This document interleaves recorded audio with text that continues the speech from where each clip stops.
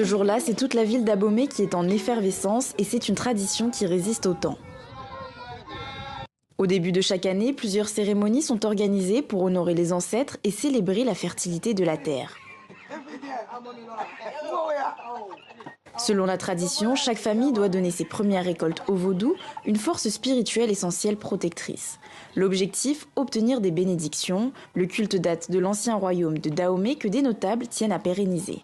Cette année, la manière dont les gens ont organisé les cérémonies de Nessoupé dans chaque enco parental, non. Pour nous, c'est ça.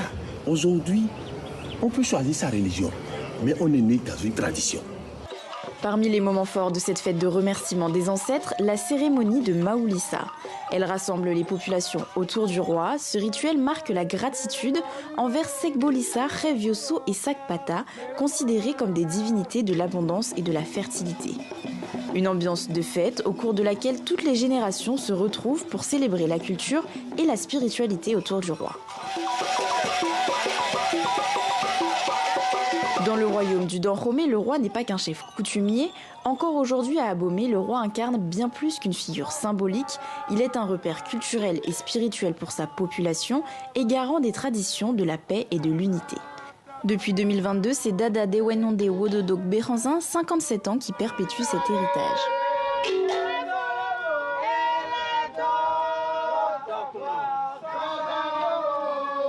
Le roi du Dahomey représente beaucoup pour les populations. Il est l'incarnation de la paix, du devoir sacré, de la respectabilité dans tout le sens que nous devons lui accorder. Il est le garant de l'unité parmi nous. Quand un problème s'oppose, on l'informe, il cherche à le régler. Il est aussi le garant de la continuité.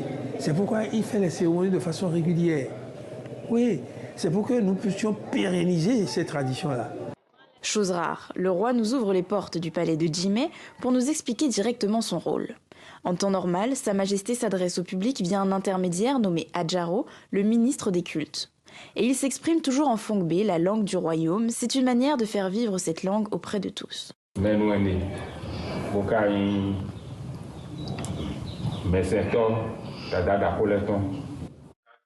Autre particularité très visible quand le roi reçoit, il parle toujours la bouche couverte par une serviette. Selon la tradition, c'est pour éviter que le roi ne se fasse empoisonner, mais pas que, c'est aussi pour éviter que Sa Majesté respire le même air que tout le monde. Une multitude de coutumes que Dada Dewenonde Wododok Beranzin tient à respecter pour poursuivre, dit-il, la mission de ses ancêtres. Je ne pense pas par moi-même dans le rôle que je dois jouer dans la maison de Wej Bagja. Mais je suis plutôt dans la lignée de la tradition. Ce sont les gardiens de la tradition qui indiquent comment les choses doivent se passer. Les choses que faisaient les grands souverains du Dangsomé seront faites et perpétuées de génération en génération. Véritable pilier spirituel et culturel, le roi est essentiel pour l'équilibre dans le royaume du Dahomey.